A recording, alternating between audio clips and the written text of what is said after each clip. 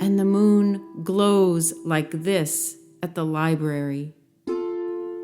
By Mary Amato. Saturday, 11 a.m.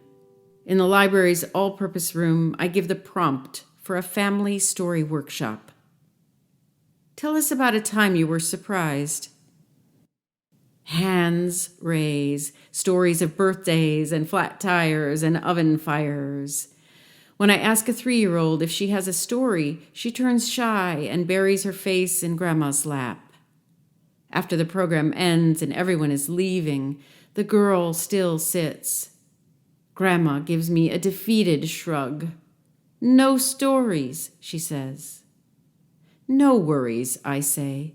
With kids, you never know what sinks in or when it will come out. And then, abracadabra, the girl hops off her chair and beams at us. A story pours forth. Clouds and more clouds and more clouds, she says, and her hands become clouds covering her face. And then they go like this, and it's the moon. She pulls her hands apart, and her eyes are shining, and the moon is as big as my whole head. Grandma and I stand astonished, and even though daylight is streaming through the library window, the 3 of us are beholding and beholding and beholding the revelation of our first full moon.